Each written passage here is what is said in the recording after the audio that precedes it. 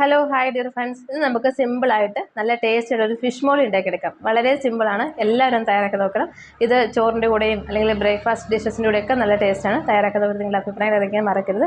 Recipe ഇഷ്ടമായിട്ടുണ്ടെങ്കിൽ നമ്മുടെ channel subscribe ചെയ്യാൻ മറന്നു പോകരുത്. അപ്പോൾ നമുക്ക് വേഗം തന്നെ നമ്മുടെ റെസിപ്പിയിലേക്ക് പോകാം. Keep on watching guys. Fish molee ഉണ്ടാക്കിയെടുക്കാനായിട്ട് ഞാനിവിടെ 1 കിലോ ഫിഷ് ക്ലീൻ ചെയ്തെടുത്തിട്ടുണ്ട്. നമുക്കിതിലേക്ക് 1 ടീസ്പൂൺ ഉപ്പ് ചേർത്ത് കൊടുക്കാം.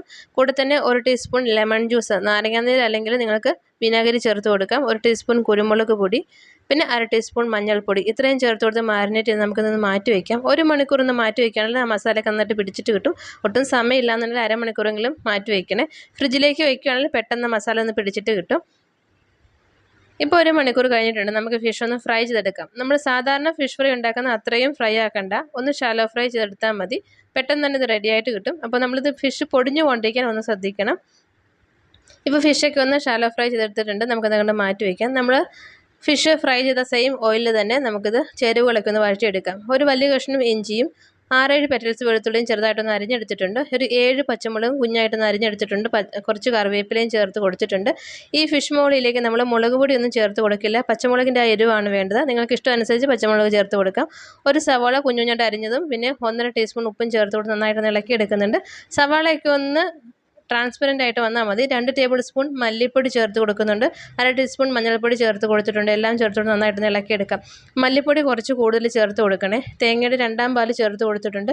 2-ാം പാല് നന്നായിട്ട് തിളച്ച് വരുമ്പോഴത്തേക്ക് നമ്മൾ നേരത്തെ ഫ്രൈ ചെയ്ത് മാറ്റി വെച്ച ഫിഷ് കൂടി ചേർത്ത് കൊടുക്കുക. എന്നിട്ട് നമുക്കൊന്ന് കുക്ക് ചെയ്യാം. ഷാലോ ഫ്രൈ ചെയ്തുകൊണ്ട് തന്നെ കുറച്ചുകൂടി വേവ് ബാക്കിയുണ്ട്. ഒരു 3-4 മിനിറ്റ്സൊക്കെ ഒന്ന് തിളപ്പിച്ച് കഴിയുമ്പോഴത്തേക്കും ഫിഷ് നന്നായിട്ട് വേവായിട്ട് വരും. ഒരു ടൊമാറ്റോ ചെറുതായിട്ട് ഇതുപോലെ കട്ട് ചെയ്ത് ചേർത്ത് കൊടുത്തിട്ടുണ്ട്. ഇപ്പോൾ നമ്മുടെ ഫിഷൊക്കെ നന്നായിട്ട് വേവായിട്ട് വന്നിട്ടുണ്ട്. കുറച്ച് വിനാഗിരി കൂടി ചേർത്ത് കൊടുക്കുകയാണ്. അപ്പോൾ ഒന്ന് ഇരുത്തി കഴിയുമ്പോൾ ഒന്ന് കുറുകി വരും കേട്ടോ. തേങ്ങയുടെ 1-ാം പാല് കൂടി ചേർത്ത് കൊടുത്തിട്ടുണ്ട്. ഇനി നമുക്ക് ഫ്ലെയിം ഓഫ് ചെയ്ത് കൊടുക്കാം. 1-ാം പാല് ചേർത്തതിന് ശേഷം കറി തിളക്കരുത്, തിളച്ചിട്ടുണ്ടെങ്കിൽ പിരിഞ്ഞു പോകും. ഇപ്പം നമുക്ക് ഫൈനലി നമുക്കൊരു 1.5 ടീസ്പൂൺ കുരുമുളക് പൊടി കൂടി ചേർത്ത് കൊടുക്കാം. കുരുമുളക് പൊടി നല്ല ഫ്രഷ് ആയിട്ടാണെങ്കിൽ കുറച്ചുകൂടി ടേസ്റ്റ് കൂടുതലായിരിക്കും. കുറച്ച് സ്പൈസസ് ചേർത്ത് കൊടുക്കണം. ഗ്രാമ്പൂ, പട്ട, ഏലക്കായ, തക്കോലം എല്ലാം ചേർത്ത് കൊടുത്തിട്ട് ഒരു അരമണിക്കൂർ മൂടി വെച്ചിട്ടുണ്ട്. അപ്പോൾ നല്ല ആ സ്പൈസസിൻ്റെ ഫ്ലേവറൊക്കെ കറിയിലേക്ക് ഇറങ്ങി വന്നിട്ടുണ്ട്. എല്ലാവരും തയ്യാറാക്കി നോക്കണം. വളരെ സിമ്പിളാണ്, നല്ല ടേസ്റ്റിയുമാണ്. ഉണ്ടാക്കി നോക്കിയിട്ട് നിങ്ങളുടെ അഭിപ്രായങ്ങൾ അറിയിക്കാൻ മറക്കരുത്. റെസിപ്പി ഇഷ്ടമെങ്കിൽ ചാനൽ സബ്സ്ക്രൈബ് ചെയ്യാൻ മറക്കല്ലേ. Thank you. See you soon next video.